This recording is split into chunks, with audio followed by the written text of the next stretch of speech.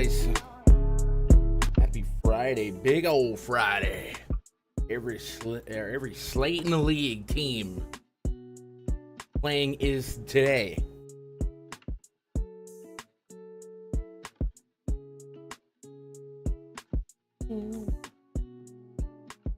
Hope you guys had a good couple days. Last 2 days, man, my bad. I kind of told you guys there might be some stuff I gotta handle, and I had to handle it, but it's handled. Here we are. Also, maybe am recently leaning more towards day streams, even on those annoying early slates. Let's start with the weather before we break down games, huh? I'm tired of research getting canceled. Washington Cincy, if they play, I don't see a viable way they start an entire if they play, I don't see a viable way they play an entire game, knowing that they may opt to not play at all. It all starts dry, but I'm not sure they get half a game in before it's a washout. I would go with some version of red here, but Storms are 1 hour behind schedule. So report link. So orange. Yeah, so we are gonna research tonight's slate. That's what we're doing. I'm just getting the particulars out the way. I already got all of our stats updated.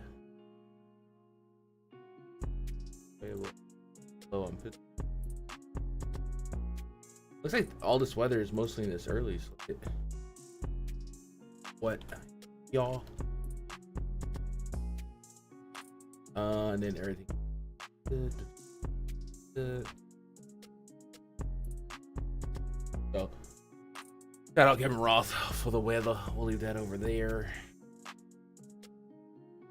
We'll get it moving. What up, Cujo? What up, Ho Jim? What up, Nick Creasy? What up, Maine? Andy? Hope you guys have a good Friday. I feel like I've been in sun. I have not been.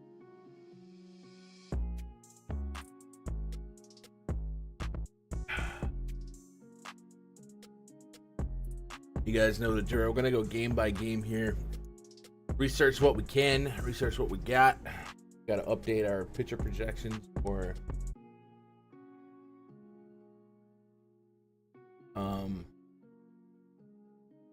the MLB grind.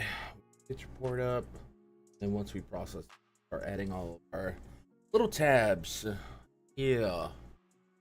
So I actually think you said they could play and not get a whole game in here. I'm gonna go -2 on the weather grade. Maybe that'll act as a tax towards projections if they do play 5 innings.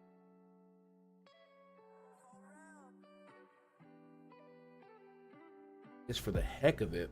And man, if you're the Reds, you don't want to punt, but you don't want to punt a Hunter Green start. So hopefully they call this game quicker than they.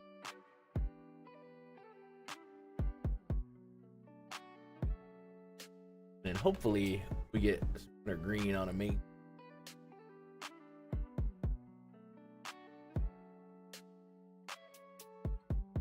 The matchup is Mitchell Parker and Hunter Green. If it plays, looks like if it did play, it's not going to be pretty.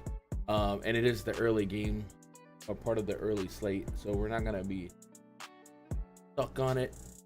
But rest of projections, gotta run them.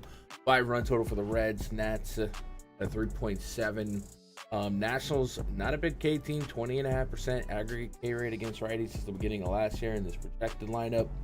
And Hunter Green is a big K pitcher, 30%. So, and the Reds have a 5 run total. So, in the interest of early slate, whether considered, I think we go Reds, Hunter Green, and the Nationals. Now, if they did play this game, this is a range of outcome. They did play this game, and the weather comes in and it gets rained out, and they go 5. Hunter Green would be able to steal a little league complete game, maybe a complete game shutout.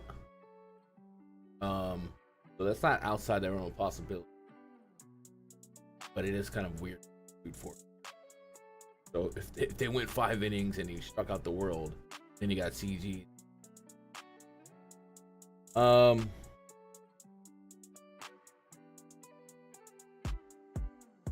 Yeah, I'm not gonna waste it. Good DK. Yep. Next game on the docket, Padres and the Pirates. This one, yellow, more likely to play. We got Dylan Cease versus Mitch Keller. Dylan Cease, 26.5% K rate. I gotta sneeze. Oh God.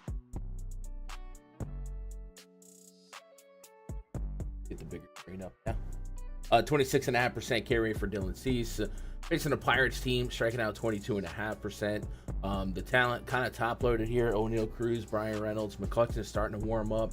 And then Valdez, Joey Bart every now and then. This bottom half gets really no hit for average, no hit for power, couple strikeouts, maybe Tommy Pham being the most likely. So Cease in a pitcher's park, certainly worth jotting down here.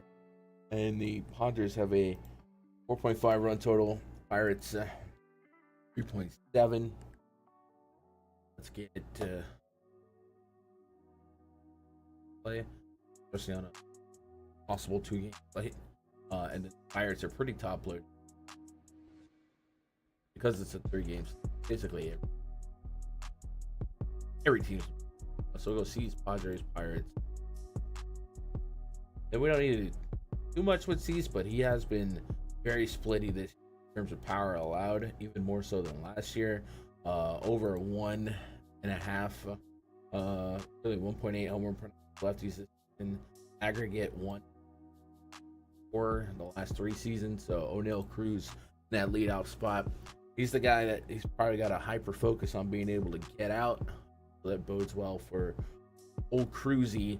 Then Mitch Keller, inversely, his power allowed to lefties hasn't been as high in the home run per 9 department to a lefty so far this season, but the batted ball data isn't really drastically different. In fact, the average allowed is up, the line drive rate is up, the hard contact rate's down a little bit, the barrel rate's right about where it was. So do expect that to be a little bit more like yesteryear. And maybe PNC Park's doing him a couple favors. The power hitters on the Padres not as evident as the power righties, power lefties. I would lean Gavin Sheets if I had to go there. Jason Hayward somehow has a 194 ISO against righties since the beginning of last year. But I guess long story short, Mitch Keller might be in a spot where he can get away with keeping the ball in the park to lefties. And then if he can keep the ball in the park and down against righties, which that's been his specialty the last 3 seasons, a sub 20% hard contact rate, 40% ground ball rate, no homers allowed yet to righties with just a 160 average, and the ability to strike out righties 1 and 4, might be a sneaky spot at 6,700 on what could be a 2-game slate to punt Mitch Keller and maybe get through this line. Mike's a bit choppy. Does it feel like the beginning and end of my sentences are cutting out?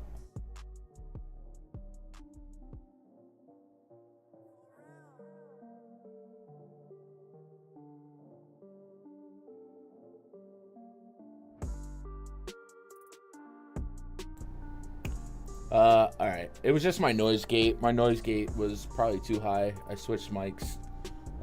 So now I'm just gonna go like this. But the downside is you gotta hear my air conditioner blowing when I'm not talking. But it's alright. I guess we'd rather that than anything. Maybe the music will offset the white noise.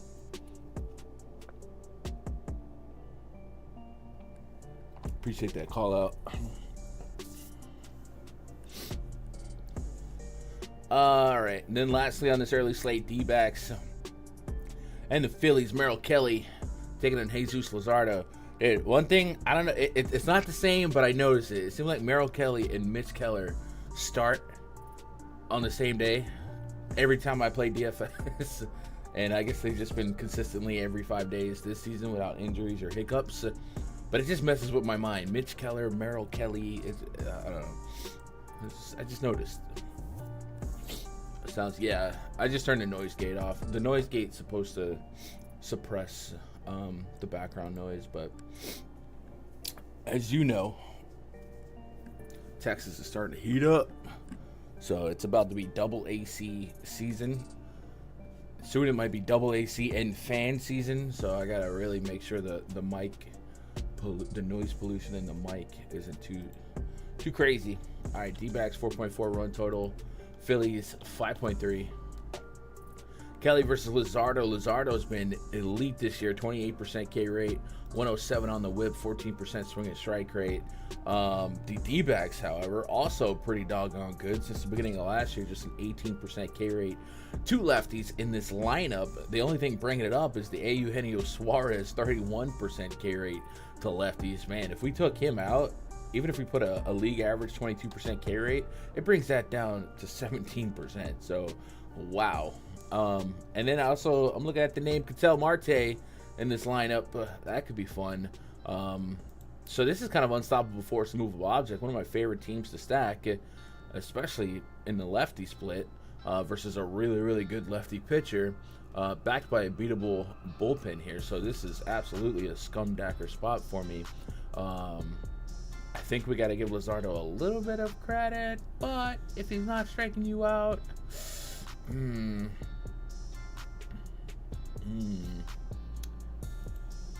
I think you do just accept the fact that as long as he doesn't die, Luzardo, he should be a top 2 scoring pitcher on this slate if we lose this Reds game, right? So you kind of accept that, but you also probably accept playing some D-backs and some Luzardo lineups together on that slate. So I'm gonna go Luzardo, Phillies, D-backs. Kelly, on the other hand, here, a 2+ home run per 9 to righties.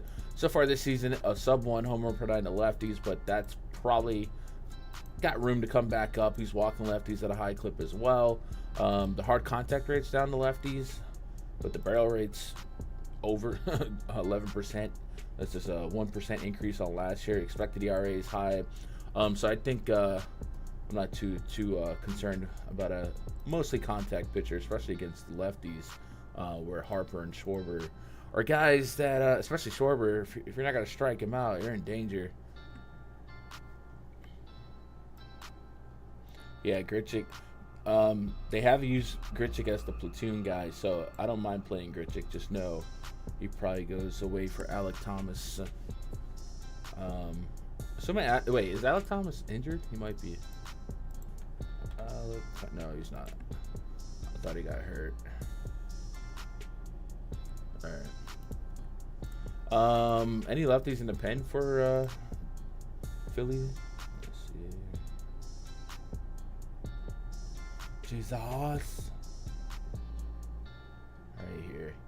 Alvarado, Matt Strom, and Tanner Banks. There are 3 lefties, and all of them didn't pitch yesterday, so at least 1, maybe 2 of them show up today. So maybe Grichuk does have a longer day than we might think.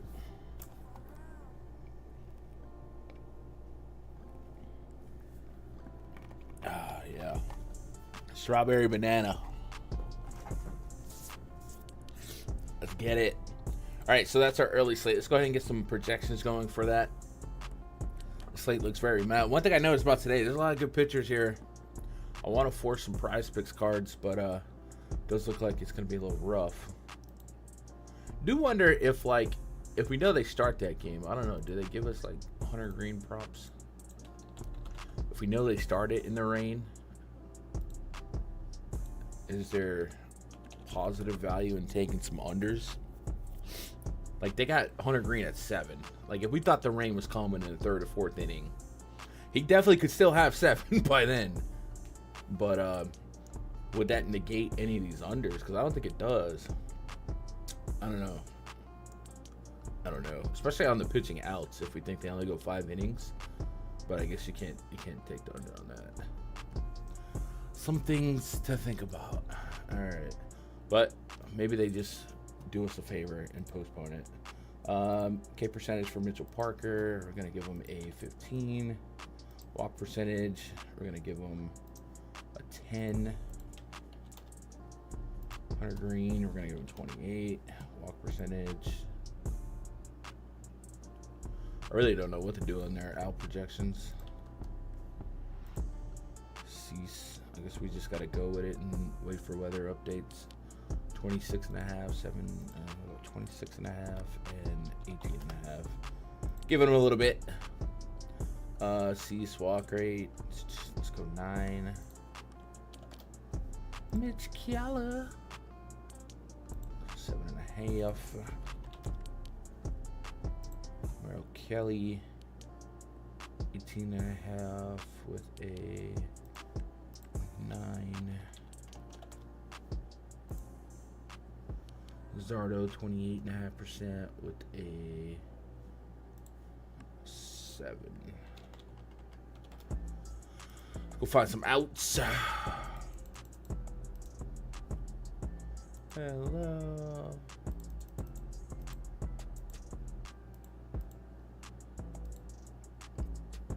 $17.5, $16.5 for Luzardo.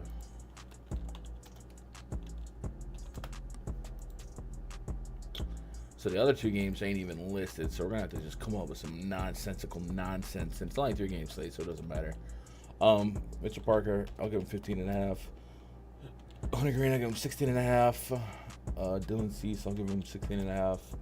Mitch Keller, 15.5. Just obscure numbers. Hopefully they populate something. Let's go give them a projection. Let's duplicate this coded sheet.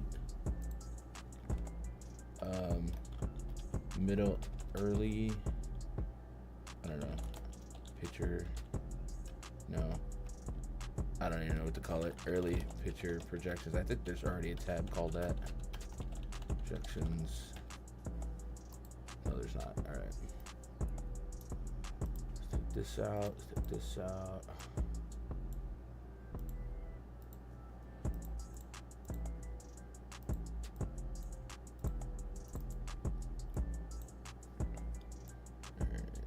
There, let's go get a stack rating.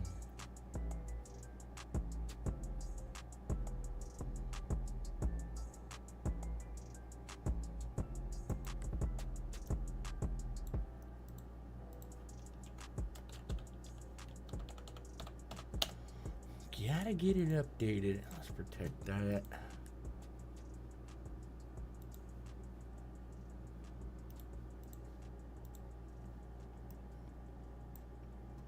What's up, J. Cole? Jermaine. Cole. Mr. Nice Watch. That ain't even me, dog. I thought, dude, whatever. Does he still put out skits? I feel like I haven't seen a RDC World skit in forever. I think I heard he lived by me. All right, Philly projects as the best stack on that slate. D-backs number 2. That's their lefty splits. And then since he got that, we gave him a weather tax. So they're drop down. And San Diego's a little bit over 5. And Washington and Pittsburgh. So that's our early slate results. Let's go. And I would love to throw a couple of PrizePicks cards together here, but weather's going to put me off of here. Padres and Pirates. I mean, I guess we pick on Mitch Keller with lefties, but I mean, Luis Ariz should get a hit, right? Is that on the board? Maybe we just have to make a notepad and start spraying and praying and praying and spraying. New tab. And I would like to see lineups out first too. 6 fantasy score for Ariz, so if he's up there, we'll say Luis Ariz, 6 FPS. Solo shots. We'll keep that in mind. Homie for the D-backs walks a lot of lefties. I don't think I'm degen enough to sweat some walks here, but Harper's certainly a walker. So is Schwarber. So one of them. What did we come up with for walks on him?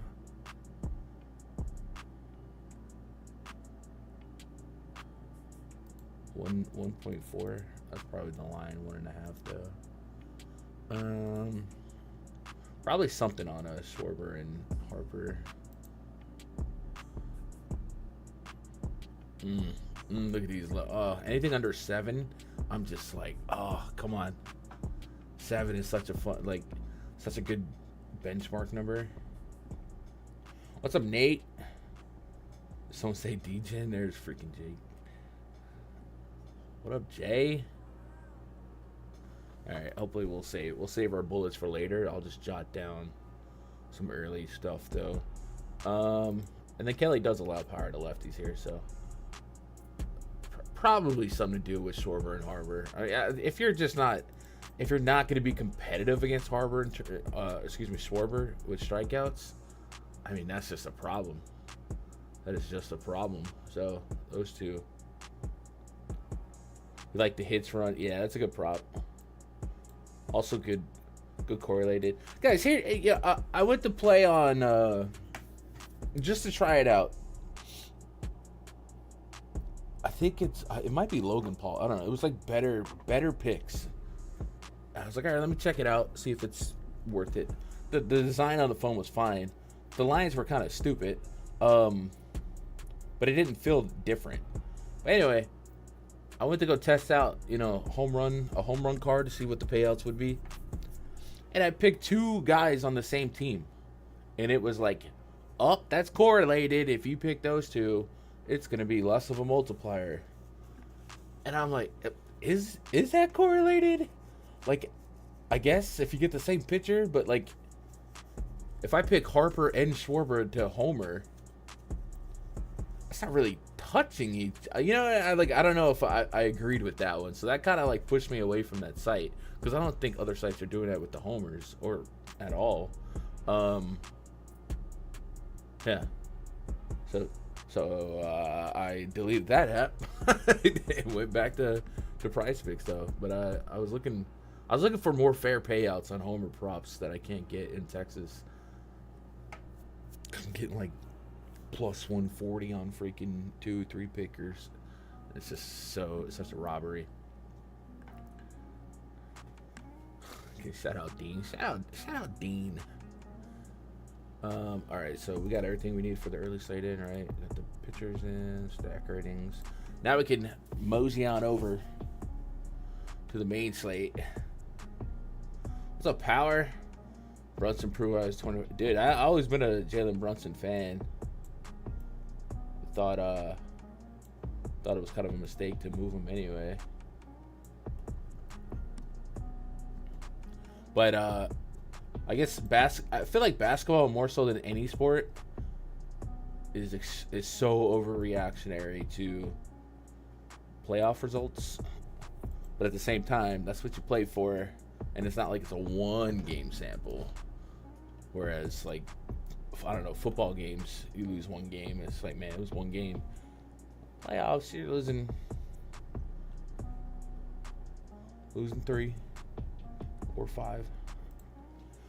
Rays and the Yankees. Pepiot taking on Fried. Rays have a 3.4 run total. Yankees 5.3. Max Fried has just been so good for the Yankees. Looks like close to 80-degree temps out there in Yankee Stadium, so that's pretty warm for their sake. Yankees lineup has certainly been a lot of different versions of the top 3. Heck, the other day we saw Aaron Judge in the 3rd hole against a righty. I expect we get something like this: Trent, Judgy, Rice, Goldie, Belly. It's weird that Trent Grisham is a leadoff hitter. It's weird that he's a power hitter. It's weird that he's so good. And all I can think about is like Matt Carpenter, Matt Holliday, like all those guys that randomly Andrew McCutchen, those guys that were like randomly on our team raking. So I hope it continues, and if it's gonna continue, if you bat in front of Aaron Judge, you're gonna get pitches to hit. So we'll see if they come up with that. They could just go ahead and go back to like Ben Rice leading off, Judge, so on and so forth. So I guess it just depends on Grisham versus Jason Dominguez. And I guess they like Dominguez's split against righties or lefties, and they said he's not a platoon hitter, but here we are. Matchup wise and interest rankings, we got to go Yankees in the top of our list here. Now, I will say the Rays bullpen has been a little bit better than some of these other guys we're dealing with. The 2.9 bullpen ERA, 1.15 on the WHIP, and the home run per nine inflated. Their home park doesn't do them any favors. This park won't either. We look at that bullpen usage for Tampa. See what we're working with.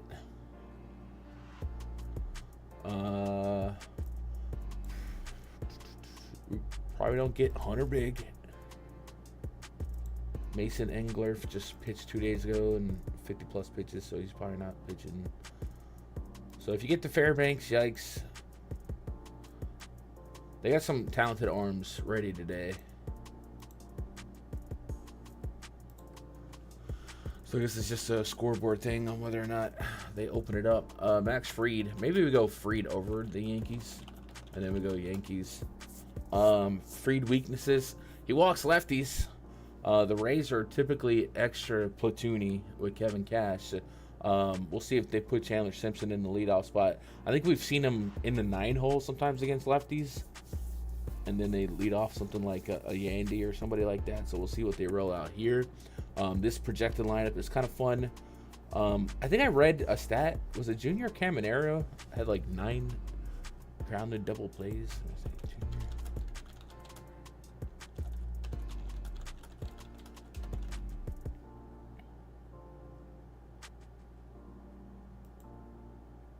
Yeah, it's Junior Caminero. He has 9 grounded to double plays. And guess what? Max Fried has a 51 to 58% ground ball rate between this and last season. So that may not get better today. Before it gets worse.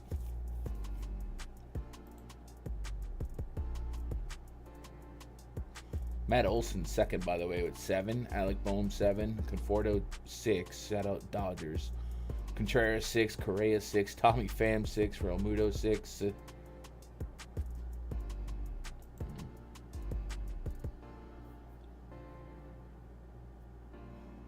Junior and J Dom had the youngest player.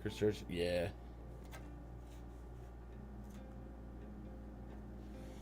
I don't know, man. I'm a Martian fan. I think you got to give him reps for sure.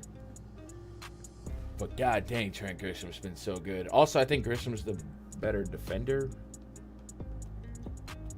But with Fried on the mound, I don't know. Are premium memberships available now? I think so. I gotta get something to. Oh wait, this is a different screen. I don't know why the YouTube preview is so delayed. Do the Rays crack any interest on this big of a slate? And does Ryan Pepiot? I'm gonna lean towards no.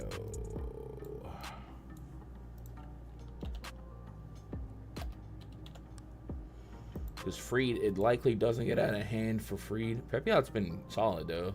A lot of quality start contentions. He did get 7 Ks against this Yankees team 10 days ago. But the results are just not fantasy relevant. And you just look at the name school: Yamamoto, Fried, Bassett, Ryan. Ryan's in a tough. There's a lot of tough matchups, too. Framber against the White Sox. It feels like a double barrel day, right? You're going to need 230 bombs out of your pitching spots.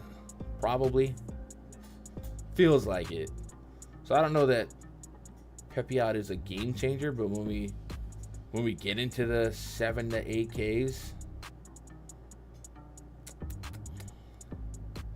Clay Holmes gets that park.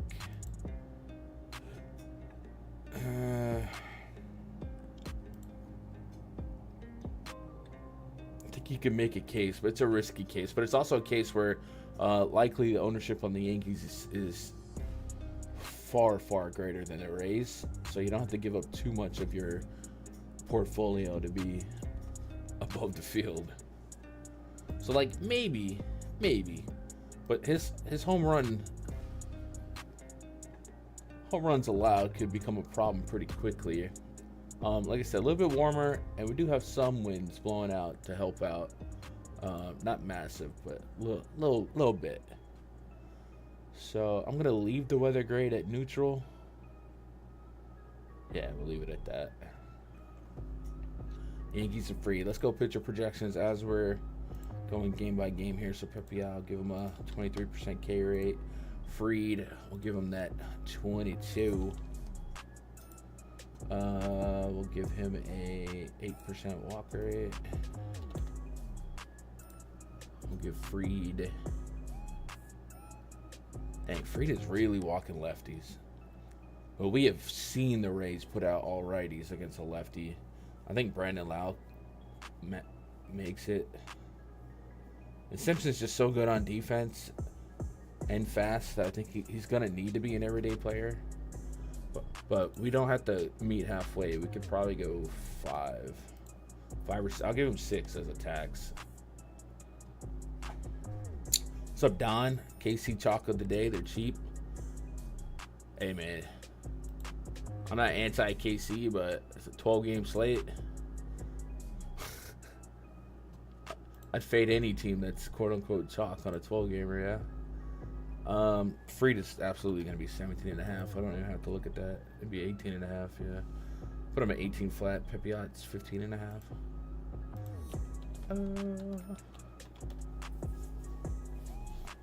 Yeah, just put the ball in play. Bun it. He's a freak. He is a freak. Alright, we got the... I guess for Freed, we'll give him some QS points. I'll go 2.5. Next game, Royals at the Orioles. The Royals, 4.5 run total. Orioles, 5.3. Dean Creamer taking on Michael Wacha. 80 degrees out there in Camden as well. Wacha has just been perfectly average, man. Nothing to see here for fantasy upside, but not really somebody that's caving in. A 3.81 expected ERA, a 3.38 ERA. Not walking, not giving up a ton of bombs, keeping the hard contact and ground ball rate against righties pretty respectable. Against lefties, somehow hasn't allowed a homer yet to a lefty. Maybe Kaufman has something to say about that, but over 4 xFIP every split for the last 3 years. So there's certainly a chance for this Orioles team to kind of scrape in there and get into some crooked numbers, and I think the run total kind of gives them that shove. But pre-flop, I think we're just tanking talent here. We're okay, 5.3 run total. Orioles team against a contact pitcher. They should put the ball in play. They should get some stuff going. And I don't hate that process. It might feel a little bit lazy, but I don't hate looking at it that way. And then we look at this Royals bullpen. Feels like everyone's available. Like maybe Zerpa. Doesn't look like we have recent history of him pitching back-to-back games. Maybe he's not available. So you do lose one lefty. That leaves just Daniel Lynch, who pitched yesterday.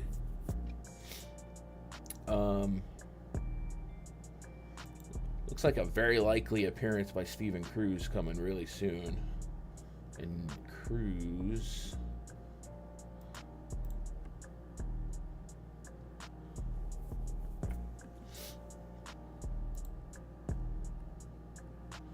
Cruz doesn't really have anything to go off of this season. Last year, same thing. We just don't have no sample on him, so I don't know. I don't mind looking at the Orioles.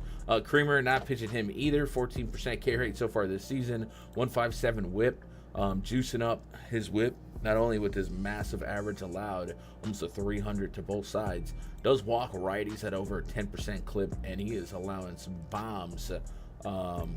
Give him a little bit of hesitation before I cash in these he sucks chips by looking at his strength of schedule. He sucks. There's a couple of bad matchups, but yeah, 4 walks against the Tigers. Wow. So neither pitcher is going to make the pool. And then we start looking at Orioles and Royals. I think I'll take the road team here for the tiebreaker, and I like them pretty flat. They're a long lineup. So we'll do that. We'll go Royals and Orioles. It's an offense game for me. Maybe finally we could put a PrizePicks card together. Before we do that, let me do a pitcher projection for this game. I'll give Walker a flat 20. I don't want to get too excited on the Orioles, man. They keep screwing me. We'll go 15% on Creamer. Let's go 8.5 on Waka, Dean Creamer. 10. Let's go 7. Are both guys going to be a 15.5 out total? 16.5? All right. What's up, Travis? Too bad Salvi got hurt last night. Yeah, they definitely, this is the positive split. But if you look at the WRC Plus columns since the beginning of last year, I got Mullins, Henderson, O'Hearn. By the way, I mean, every time O'Hearn's in the split to bat cleanup, he tends to look good in the bomb detector, or valuable in the bomb detector. So let's see if you can get plus 900 on O'Hearn today. A little bit, 600, not 900, but he actually.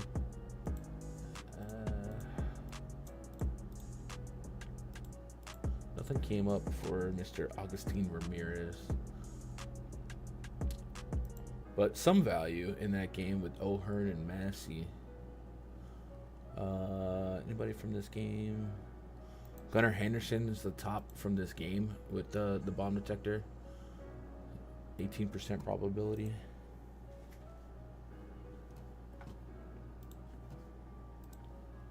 All right, cool. Anything we want to throw together then with these teams? I guess I think I'm gonna hold out. I think this lineup will be confirmed before we finish researching, and then maybe at the end I'll start firing off some cards and I'll post them in the MLB Grind Discord.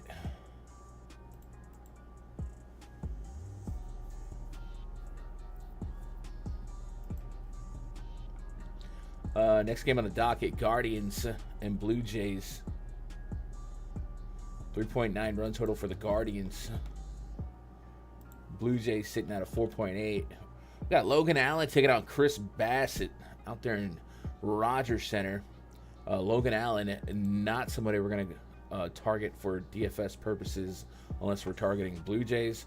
A sub 16% K rate, a 1.5 plus whip that digs into a full sample from last season and pretty similar to the season prior.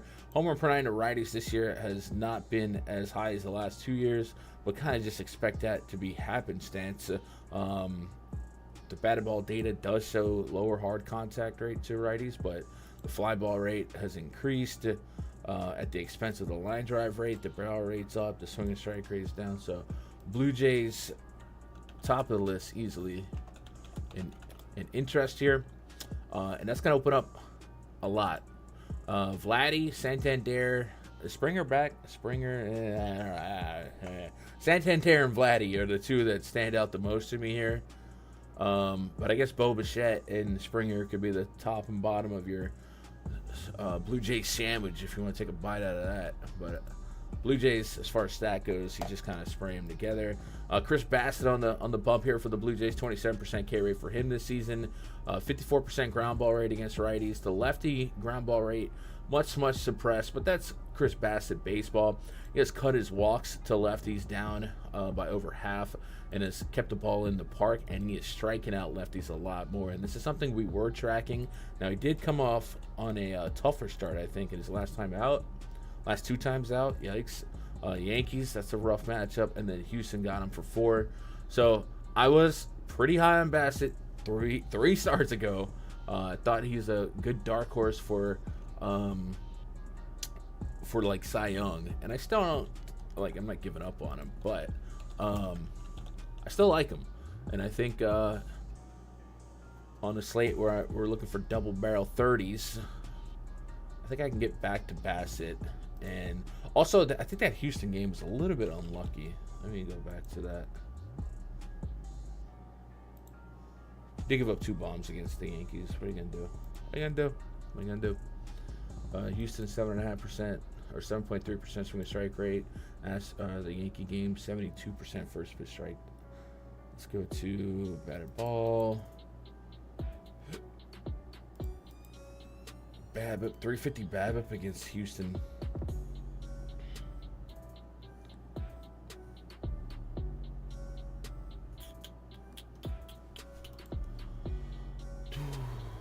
Took Springer homer for 560 earlier. Yeah. Them Springer dingers, man. Maybe this little IL stint will be a good reset for him. What was the gimmick on Bassett? I think it was his arm slot was changed, right? A little bit, not much. And then he was throwing one pitch more.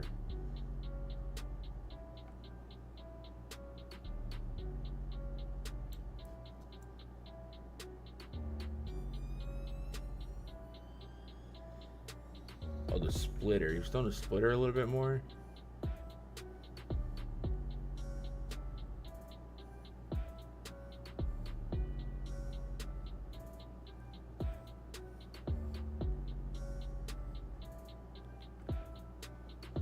And it looked like he was hunting strikeouts a little bit more to start the season.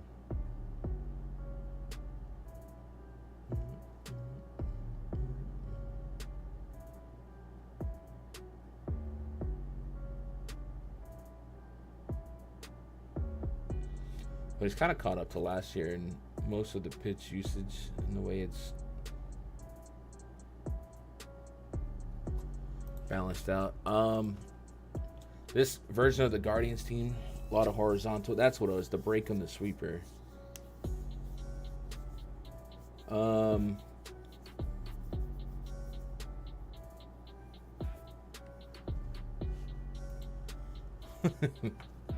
Needs to go back to that, yeah. So, did he stop doing that?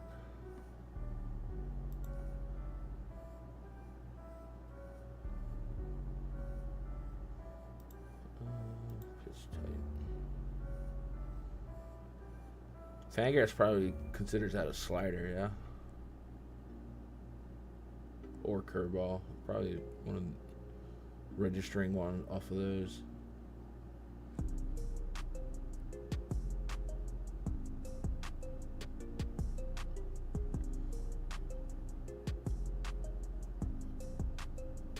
The Yankee game, it says he didn't throw any fastballs. Mostly cutters and plays. Splitter.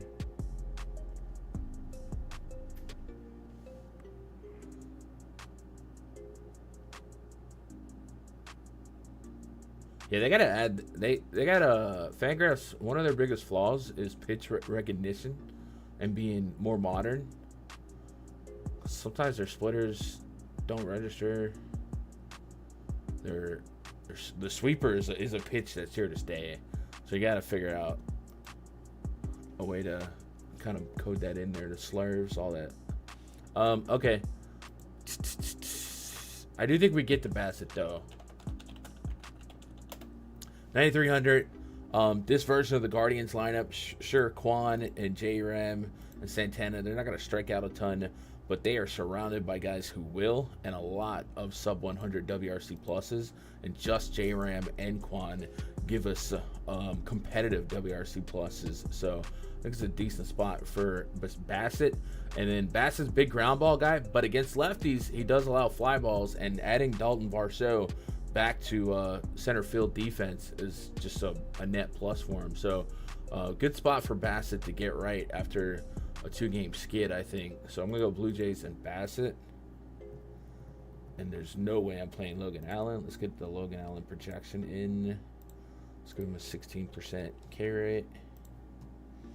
And then walk rate is a smooth 10. Bassett, I'm going to give Bassett a tax. I'm going to go 25%. I think that's fair. Taxes him from 27. Kind of meets in the middle to last year. And then keeps the last 2 games in mind. It'll probably still give us an aggressive projection, but whatever. And then we'll give him a 5% walk rate. And then for outs, I'm going to go 17. I'll give him 17.8. And then Allen will go 15.5. And I'm going to give him 2.5 towards a QS and win implication, as they're only minus 161, which is kind of crazy. but I'm gonna give him that. We're gonna give him that.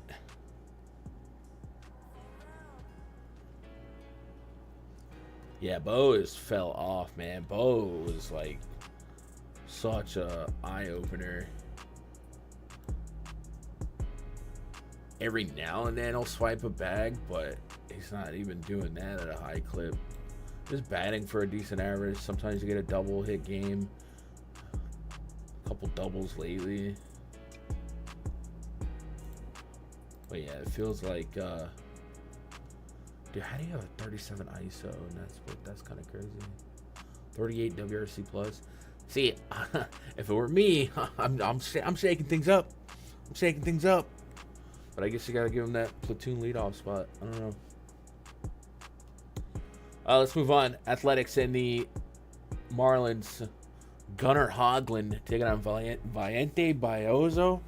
Am I saying that right? Bro, his name is basically Bozo. I'm not pitching him. What do you mean? Just kidding. So let's go look up Gunnar Hoglund. Incredible name, I gotta say.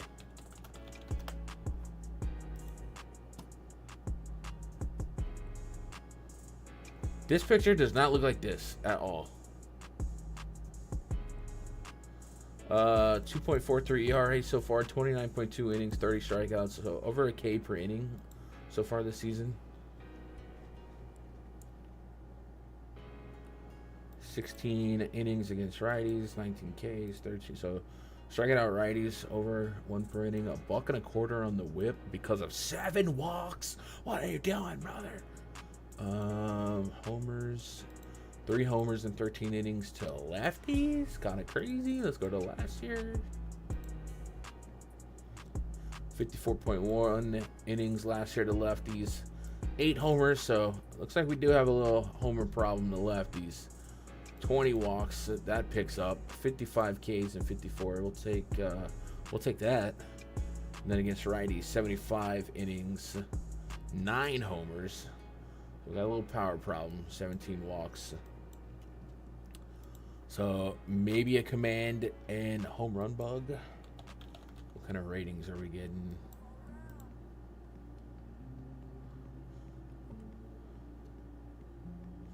Fastball, slider.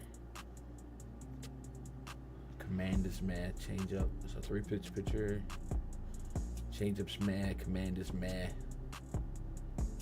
Welcome to the show.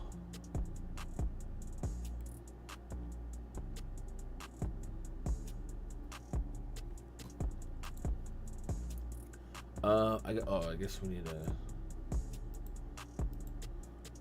see what we might be dealing with on innings pitched here. 5, 4, 4, 4. So he might get a smooth shot at 5. We'll probably give him like 14.5 as a projection. And then inversely, Bayozo, even going back to last year, pure contact guy, a command issue. Somehow make it make sense. Well, I guess it's only been 8 innings, but this number being 0 with all this red is pretty wild, especially with a 16% barrel rate. So we're going to be interested in the Athletics. Don't think we're getting to either side pitching, though. This Hoglund feller, he sure is cheap.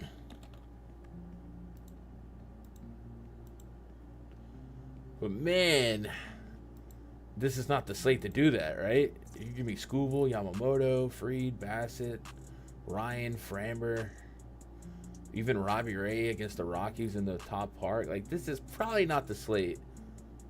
How often, I guess 20 plus? You could offset the 10 implied points. Marlins dropped.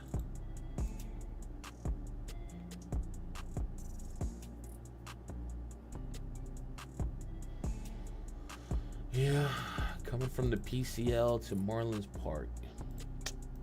Let's see, Lone Depot roof.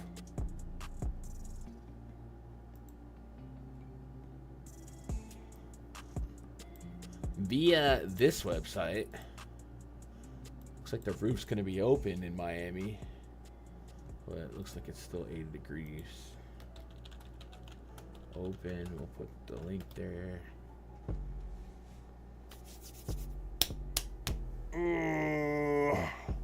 Chad, what are we doing with Hogland?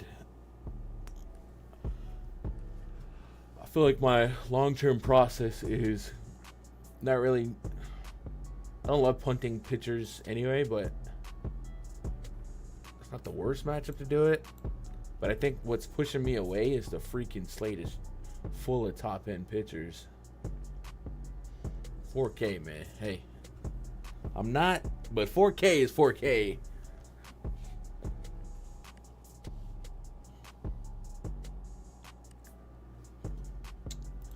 Let's go put a projection on him. Yeah, I'm going to give him a conservative 22, but it looks like he could be higher than a 22 with Biozo. Give him 17%. A lot of guys get called up and they get rocked their first game. Marlins went into Los Angeles and didn't bow down.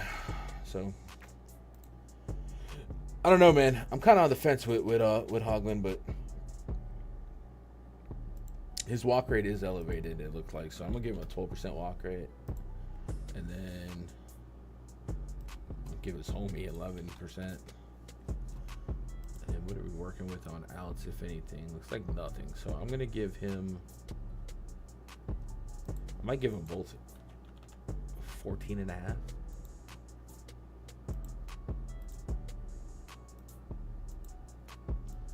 Biozo might not even get that.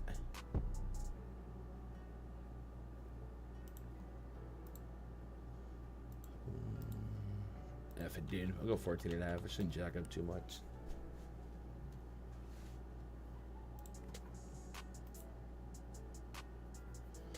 There's Oakland still more bases. Miami's catcher defense is historically offer. Could get there or stolen bases. I feel like Lawrence Butler might. That's kind of it, right? Maybe Kurtz. Athletic stack for sure. I'm going to stay on DK. We're not going to get to the Hogland on Fanduel. I feel like on DK, there's an above 0% chance that 4K against the Marlins pays off. But, like, this is such a deep tournament play. And I don't even know that there's a 5-6K team that you want. Maybe you can get Judge and Ohtani and Tucker against Quinn Priester. Maybe that helps happen in like a single entry, but that's like such a risk that really is probably not necessary.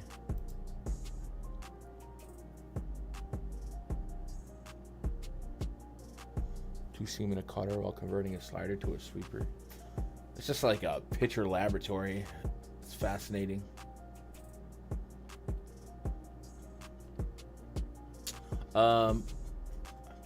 Man, I wish these lineups were a little bit more. I want to put together some PrizePicks cards. So I do. Okay, so let me make a list though. Stacks, waiting on lineups. Blue Jays, right? Athletics. And was there anything specifically individually I was waiting on or I liked about? I guess Royals too. That's a stat for our cards. Vinny Pasquantino, he started hitting balls far again. That was good.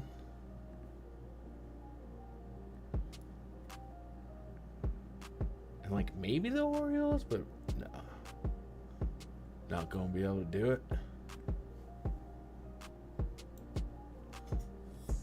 Augustine Ramirez working his way up over 4K now on DraftKings. Good for him. He's officially broke the bomb detector. Can't get him off from. I guess he's not up there today. That's good. He's dropped to a 4.21. Let's go. Yeah. Pasquantino. So it's kind of a weird thing. Like he went on MLB Network. And he said he got stronger in the offseason. which increases bat speed by 2 miles per hour. And he was like, that's why I'm striking out more. And then we just, it hasn't been the normal season for him.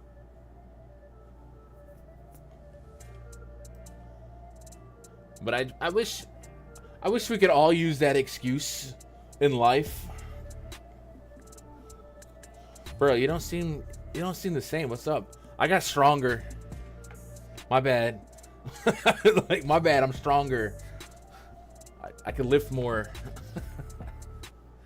Oh, okay. Forgive you.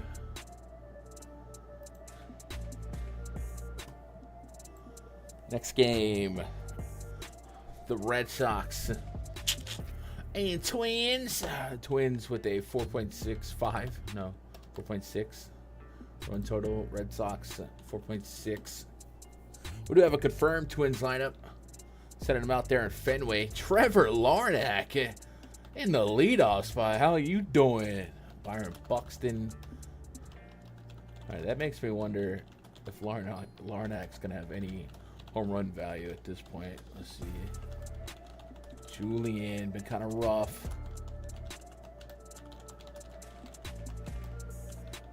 And then former Yankee great Harrison Bader.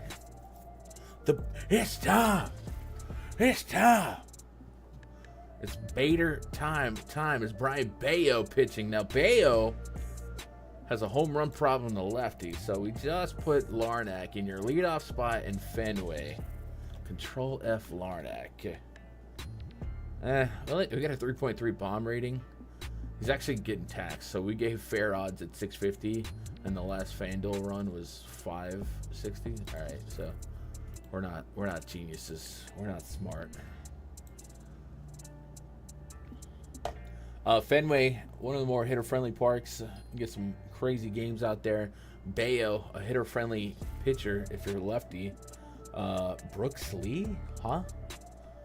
What is this? 1970? Edward Julian. Okay, the lefties for the Twins are just kind of not fun to click, but Larnach up there is kind of interesting. Against righties, Bayo's definitely turns it around. His xFIP almost cuts in half. Average allowed cuts in half. The ground ball rate it's pretty high against lefties too, but extremely high against righties, and not slipping up with homers. The line drive rate's pretty elevated. The barrel rate's at 9%. 7,900. Just a 21.8% aggregate K rate for the Twins against righties. And then Joe Ryan, who wants a mustache ride? Wait, we can't say it. He's canceled. We can't do that. Lawrence Butler's not in the lineup. Jesus.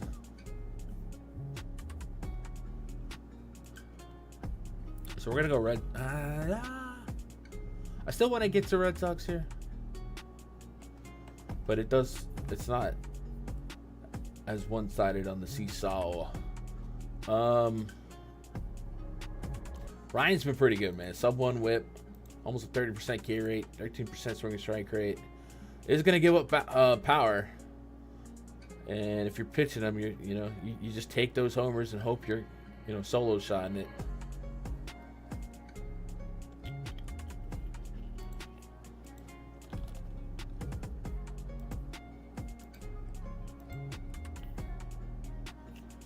Gave up 3 homers against Atlanta, but didn't allow a homer in the 3 games surrounding that. So he's only allowed homers in 2 games, although it gives him a 1+ homer per 9 to both sides of the plate. Strength of schedule kind of on his side. Atlanta's not the same, but he got smacked there. The Angels sucked. At Kaufman, Houston, gave up bombs. St. Louis, at Bush. So at Bush, at Kaufman, 2 pitcher-friendly spots. The Angels suck, and Atlanta and the New York Mets, the 2 teams that I don't know. Houston got to him too. So I'll look a little bit more at last year, which last year was fun. He's a good pitcher, don't get me wrong. I'm just saying, so far this year, that 14% barrel rate should be doing worse, results wise. Let me go Red Sox, Joe Ryan, and Twins. Twins. Oh, man. It'd be like a twin substack. I just don't want to skip this part. We just got a bunch of lineups in on my left screen.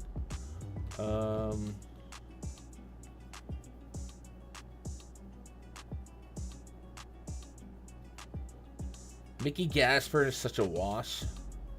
Edward Julian has just been struggling. But he does walk 11% of the time. What I'm trying to formulate is there a world where Bayo isn't a bad play? Just hyper focusing on his righty splits, but I'm gonna leave it alone. Go Red Sox Ryan and Twin Substack. I don't even know if that's worth typing up. Let's get those projections in. Ryan, I'm gonna give him that 28% K rate. Dude, yeah, Durant's been so good lately, consistent. So is Devers. Dude, the other day Devers was like a 6 fantasy point prop on PrizePicks against a contact. I was like, what are we doing here? Smoked that in like the first inning. Bayo. I'll give him a 17%. Ryan. Let's go 5%. Bayo. Let's go 10%. We got some outs. 17.5 for both. Dude, they're giving Bayo 17.5. A little juice on the other, not a ton. I got this warped mind that says Bayo is not the worst play in the world today at that price. Because we can kind of like fade his lefty splits. Other than Larnack. Larnack's got a good shot to start this game hot, but I mean, Mickey Gasper did. I think a 6 WRC plus. What are we doing?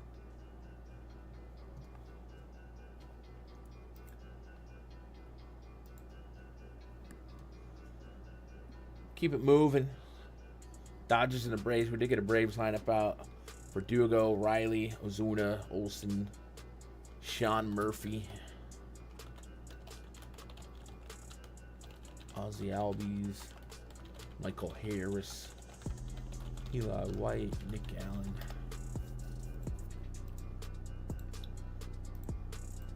Dodgers got a 5.3 run total. Braves sitting at a 4. Yamamoto, pretty good at throwing baseballs. 32% K rate on the season, a 1 whip. His issue going back to the beginning of last year has been some power to righties. Austin Riley, Marcell Ozuna.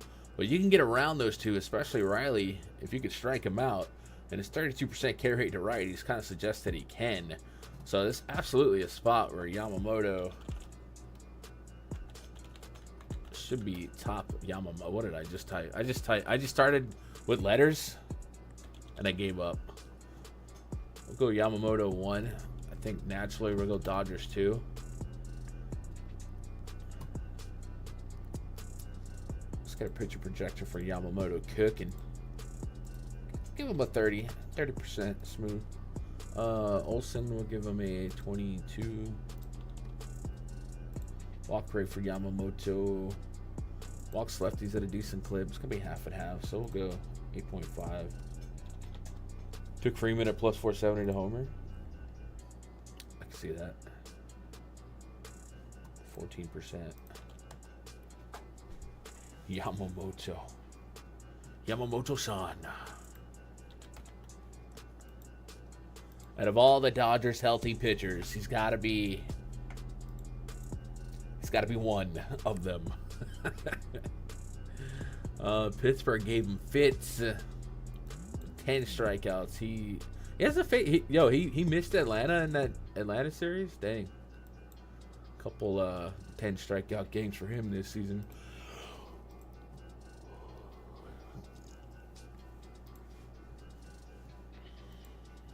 Let's go get some outs for Yamamoto. 17.5 and then 16.5 for Holmes. We'll go 16, so we'll go 17.5, 16. I'm gonna give Yamamoto 2 towards the QS. I'll give him 2.5 because he's heavily implied for the win. I don't know about heavily. Minus 185. Yeah, we'll give him heavily. So 2.5. Anybody else here? We got a couple 17s and a half, so I didn't get. Bayo and Ryan, dude. I don't know what to do with these two. Ryan, I'll give him 1 towards a QS, little boost. Bayo, I really don't know what to do. Maybe I'll go 1.5 for Ryan.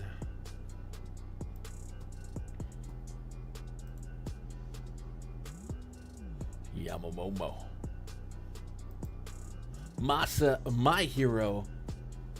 Soto.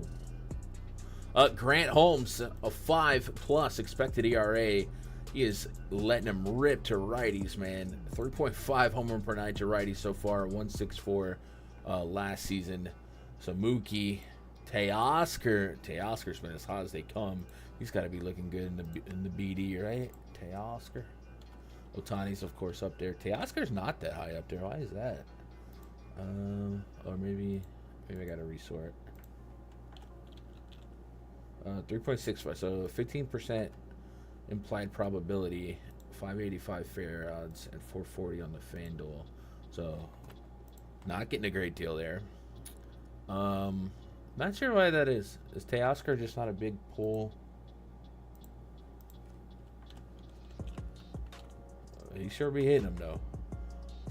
Just a 36% fly ball rate since the beginning of last year in that spot. 36% pull. Interesting to see.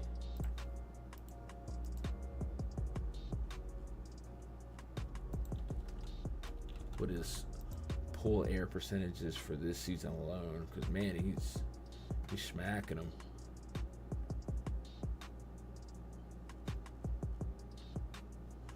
Dude, it's only 20% and he's raking like he is. I'll say only 20%. It's not like that's like horrendous, but I was expecting some craziness.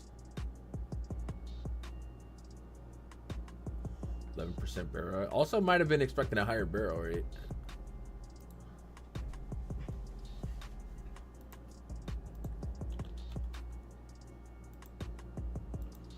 Yeah, 9 homers. He's crushing it.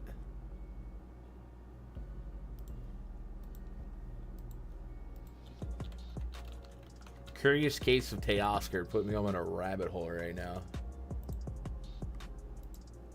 Let's go. Got a ball.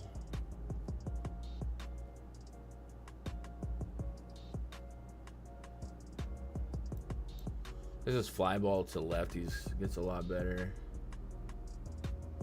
Pull rate. Pull rate's about the same, but I think it's just the fly ball rate is not as high as others. And the hard contact rate to righties is down at 25% too. So he's smacking lefties, but I'm like he's got 4 homers for righties. It's not exclusive, but I guess his batted ball data overall just looks better. Yeah, he's going crazy on them lefties, dude.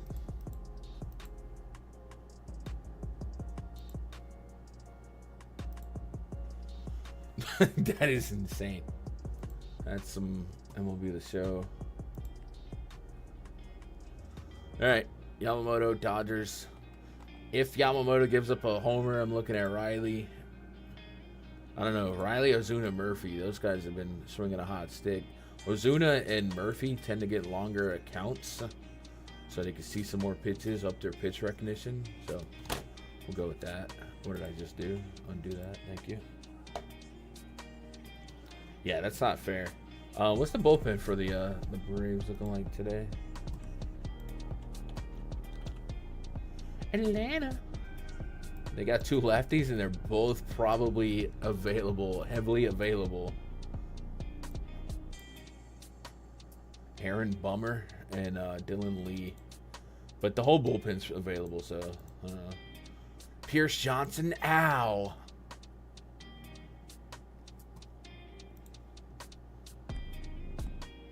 I changed mics, otherwise I do the soundboard bit right there, but I'm not gonna do it. All right, we got the projection in. Yep. Next thing, lineups are starting to fly out, so I'm happy about that. Then I can go back and piece together some more takes and maybe some PrizePicks cards. We got the Astros and the White Sox. Astros, 5.2, or no, 5 run total. White Sox, 3.2. Framber Valdez taking on Jonathan Cannon. Valdez, a 21% K rate this year, which is fine. We don't necessarily need him to be a strikeout guy. He's a heavy ground ball guy, gets through some innings. Lefties are kind of getting through more than they should, but he probably doesn't see a single lefty in this lineup today. So we could essentially hyper focus on this split, which is a 22 aggregate K rate for 3 years running. Low average, almost no homers. And you're going to put him against a White Sox team. Doesn't hit for a ton of power. The guys you got to get around, Luis Robert. So it's an incredible spot for Valdez. And then inversely, the Astros have a pretty hefty run total, and this top of the lineup's looking a little bit more juicy. Astros, I'm gonna put it out there. The Astros, when they get to the dance, if they get to the dance, AL West is winnable, right? The Angels kind of fell flat. The Mariners are good. They need more lefties in that lineup, dude. This is giving me old Yankee vibes. And you run into a righty 32% K rate righty in the playoffs, man, you're gonna have to balance that crap out. Jordan's not gonna be able to do it all. But in this case, they should be able to get through Jonathan Cannon and his 12.5% walk rate to righties, 1.15 home run per 9, 12.5% K rate. He's very, very beatable. And I don't feel like I need to look at the bullpen, but I'm kind of curious.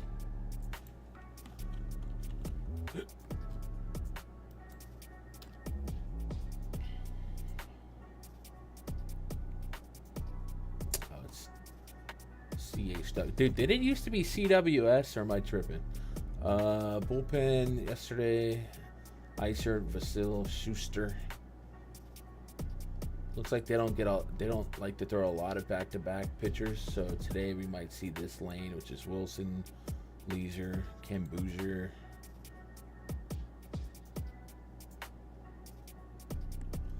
All incredibly high except Vasil in terms of bullpen ERA. So good spot for 9 innings of Astros. All right, let's go strikeouts here. Valdez, we'll give him 22. Walk rate, we'll go 7.5.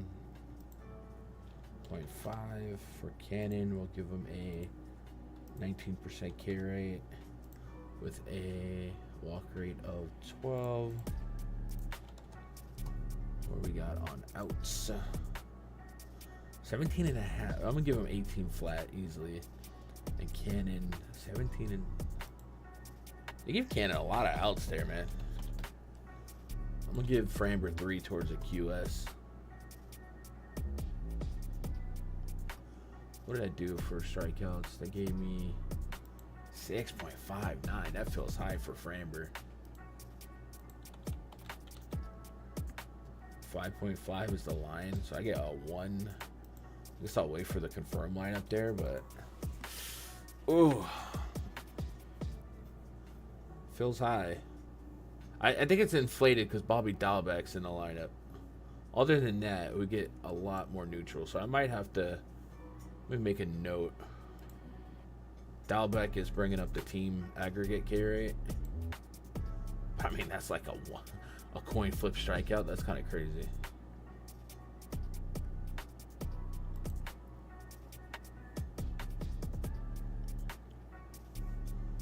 Let me make a note.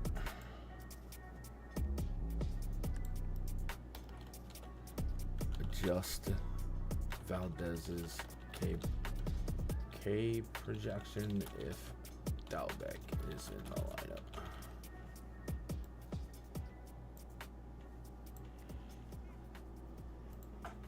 Cannon might be sneaky. You think so? I don't know, man. Doesn't have a lot of redeeming qualities that I'm looking for. And then you got to think in the context of this slate. What's at the top? 7.2 against the Athletics was kind of a seemingly unlikely outcome. Let's see if that was extremely lucky or nah. Stuff plus for Cannon, 101. So it's actually that's not the worst. It's actually pretty good, or it's okay. Pitch type in velo.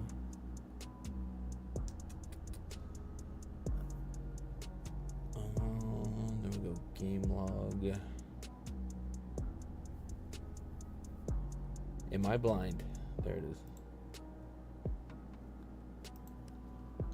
He had a 4.58 xFIP in that game. 6 the game prior. He's only had 2 games this season with sub 4 xFIPs. The Angels, who we've since determined not that great, and the Athletics kind of went his way. It looked like he was living right. BABIP 217 in that game as well. Yeah, I don't know. If you get that feeling in your bad knee, go for it. Don't let me talk you off of it. I think I'm leaning the other side though. Take me to the other side. Let's go Mariners and the Rangers. Mariners have a 4.4 run total. Rangers 4.3. Brian, oh, woo! The Nature Boy taking on Jack Leiter. We got kind of usable stuff here, especially for Leiter. 12% swing and strike rate, 23.6% K rate, sub 1 whip, 2.9 expected ERA. Kind of like some of these other pitchers, his splits are a lot crisper against righties. Heavy fly ball pitcher to lefties, allowing some homers, but he's not allowing a ton of hard contact this season.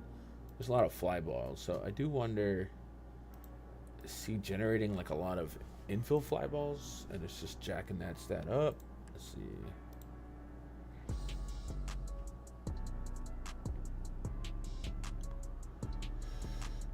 Not really.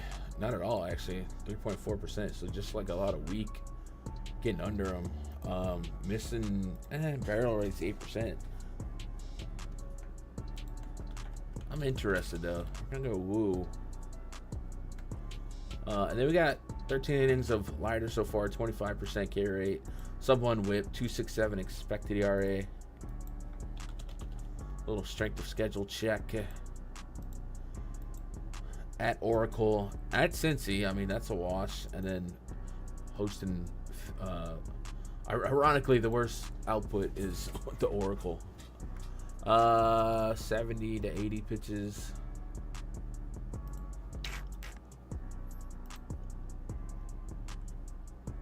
So Mariners offense is good. You gotta really strike him out, otherwise they generate walks. They do have enough power. We've kind of discussed their overall offensive metrics, and Jorge Polanco is, I mean, you're playing in the American League, and there's a guy named Aaron Judge that exists, but Polanco's just been incredible this season. Look at his StatCast page real quick. I bet we get a lot of red right here. Sheesh! My God. This guy is something else. This season, he has a 745 expected slug, 497 expected WOBA, 56% hard contact rate, striking out just 11%. What? Like, what an incredible adjustment. Yeah, I don't know that baseball does like most improved player, you know, but is there a more insane year to year? I don't know. Let's see if he sustains this, but god dang. That's nuts.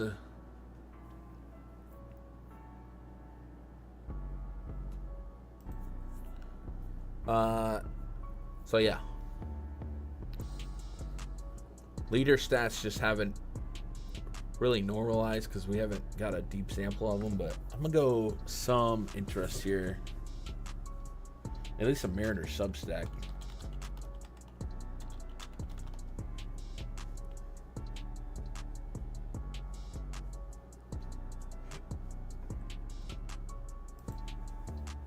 Woo against lefties goes to his four-seamer 55% of the time, whereas versus righty throws a sinker as primary fastball. Nice. That's some good info. Rangers have also got to show they can hit some baseballs before I run away with them too.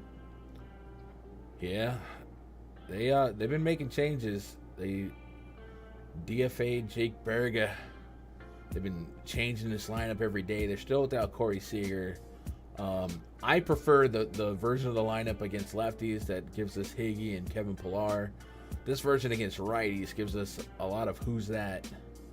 And then guys that the memory on the spreadsheet, picking up, probably giving Jock Peterson a little bit too much credit, bringing in some of last year's information, right? So it's a good spot for Woo.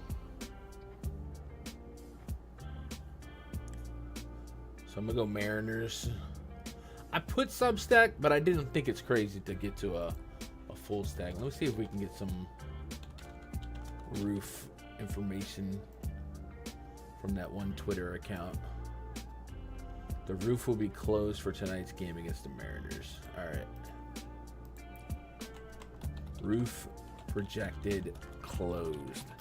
So that'll neutralize the weather. Actually, it's probably raining up there. I don't know. It's been nasty around here. Let's go get our pitching projections in. I'm gonna go give Woo, leaning on his. It's pretty half and half. So I'm gonna give him a 22. I don't know about you. I'm feeling 22. Let's go 5% on the walk. Lighter. Let's tax him to like a 23. Meet in the middle. Walk rate. Good lord. Who knows? I'm gonna give him a 10%. All over the place. What kind of outs we working with Vegas? 14.5 for the lighter. We'll give him 14.5, and then Woo. God dang, they got Woo at 18. Woo's gonna look really good on Fanduel.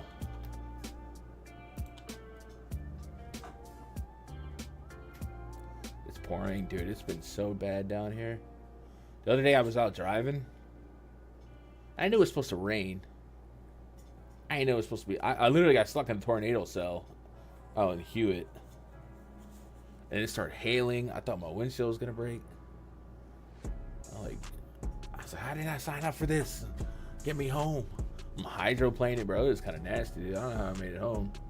I should have pulled my butt over in retrospect, but then like an hour later, the sun's out. I was freaking Texas, bro. Don't make no sense.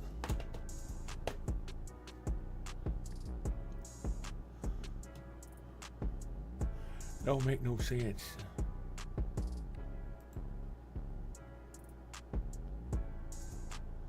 Cubs and the Brewers next up.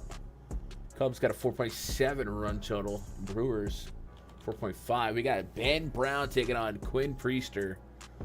Ben Brown has been walking people at a pretty high clip and allowing people on at a pretty high clip. A 321 average to lefties, 308 to righties. Feels like that's not sustainable, but I don't know. But the walk rates is not what you want. The line drive rate not what you want. So, obviously the BABIP's going to be high. I guess want to look at and just kind of see how insane the BABIP is versus the results. A 457 BABIP against lefties. Holy, bro. 375 against righties. That's kind of crazy. So he's got a 457 BABIP with a 367 xFIP. So that's something's got to give there. Yeah. 29% K rate at the same time. What is his strength of schedule? Did he just get Dodgers 5 times? He might have. The Cubs been playing Dodgers like once a week. It feels like one series a week. Dodgers twice. Arizona's a tough team. Philly's a tough dude. This might be the hardest strength of schedule. Oh my God, for a youngster. Yeah, the Dodgers at Athletic. San Diego's kind of rough. Arizona's a really good team. Philly. God dang. Yeah, that's not fair, bro. I'm willing to kind of give him a lot of slack here.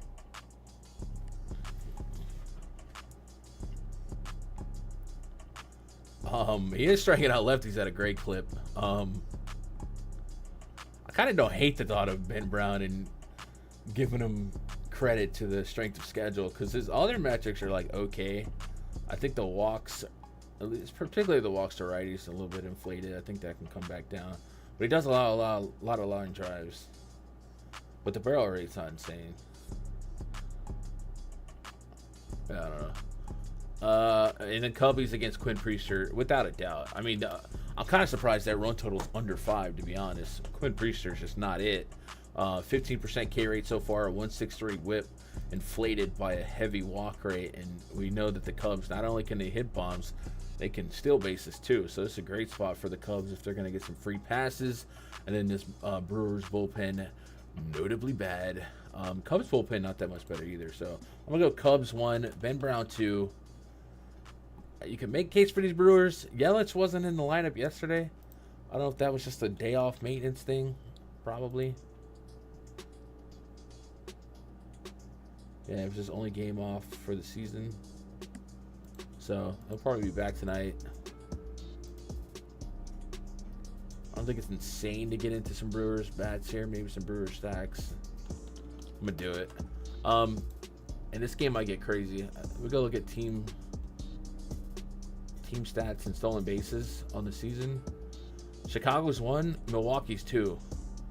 So this is a team, and that's good for us, because that means these teams are going to be aggressive, try to generate offense if they're not hitting bombs. Now, Chicago is hitting bombs. Milwaukee, not so much. Milwaukee's, Jesus, bottom 8 in homers, while Chicago's 3rd. But they're running. Boston, by the way, 3rd. Seattle 4th. Cincy 5th. So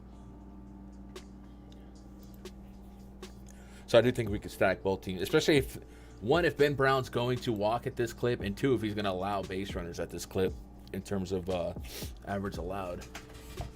These guys will go.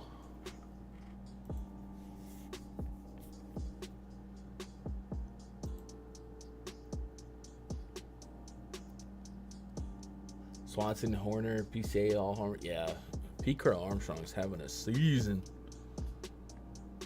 I feel like the run total, maybe the game total, but the run total seems like it should be higher than 5, or it should be at least 5. I don't know, for the Cubs at least. Let's put together a pitching projection for Ben Brown. I'm gonna give him a 24% K rate. Priester, I'm gonna give him a 15%. One thing about fostering dogs and having a cat, and I noticed while I was driving the other day, I'm always itching my nose like I got fur. And people must think I have a Coke problem. And I don't mean Coca-Cola. So if you guys see me over here playing with my nose, mind your business. Walk rate, 12%.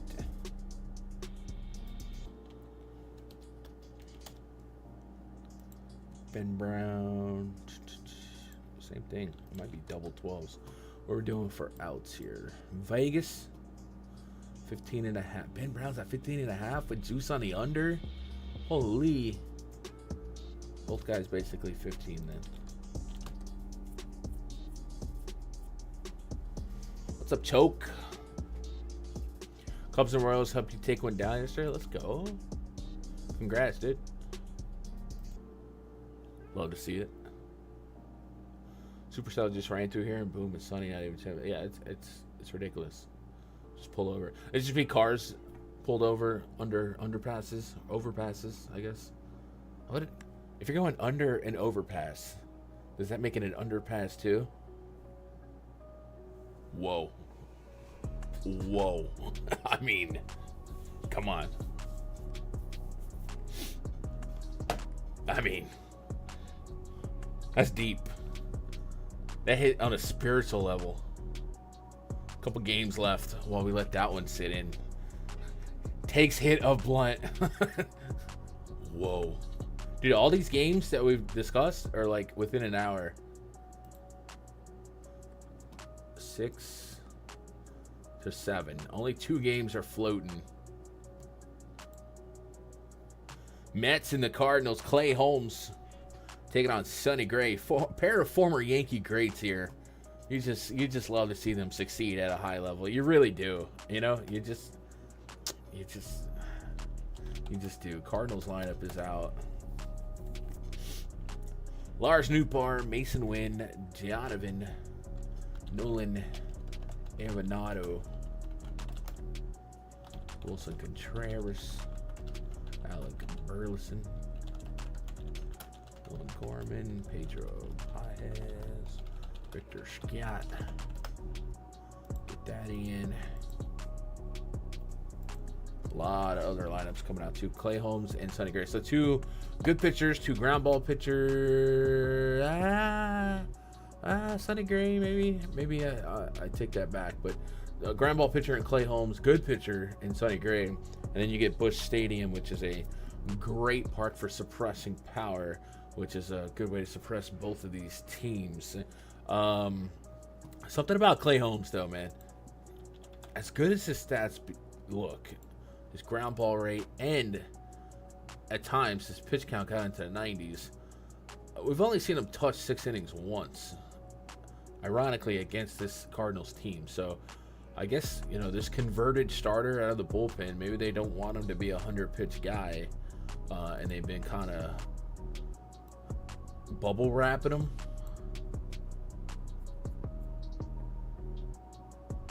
Because 70 pitches through 5 with no earnies. Like, I let him go. 12-2 ground ball to fly ball ratio. And he's not walking. Like, there has to be something there that they just don't want to stretch him too deep. So that makes him a very hard sell on Fanduel. Whereas Sonny Gray, you know what you got, Sonny Gray. More likely to go deep, but he has the tougher matchup, I think. Has touched 100 pitches once in his last 2 games, 90 pluses. Second matchup against the Mets. Mets not my favorite team to pitch against. Do get a park boost here, though. So I think this is going to be a DK pitcher only spot for me. But even then, with my expectations being high for the top end of the pitching pool,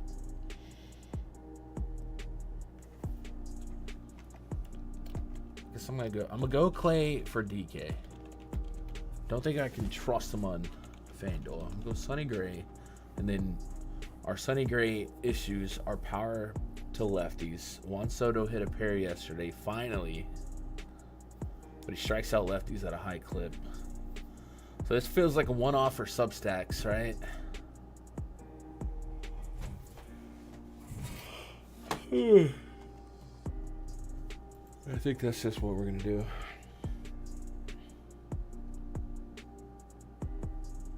Come for the baseball takes and projections. Stay for the inspirational quotes or the thought provocational questions. I don't know, man. Hey, if you guys are out there lurking live, a couple things. One, you know, hit that thumbs up. That'd be great. Secondly, if you're wondering what the heck I'm doing, what I'm filling out, we are filling out the premium spreadsheet over at MLBgrind.com. It is something we tailor every day. Even yesterday and the day before, even though I didn't do a stream, I still upkept the spreadsheet. And it is something that we've cultivated over the last decade to help people expedite their research process, find good matchups, bad matchups, find some home run stuff, and it just continues to evolve this season. This bomb detector alone this season has evolved over the course of the last 2 weeks. For the last decade, we basically just gave you the bomb rating based on the spreadsheet. This year, we've converted the bomb rating into a probability to homer. And that was something I was hesitant to do because it just feels kind of like weird to say that this guy should homer 20% of the time. But it is what it is. And then we converted that to a fair odds. And then we've added a market representation from FanDuel Sportsbook to compare their odds versus what we are offering or what we say that they should get. And I just heard thunder, so that's not a good sign.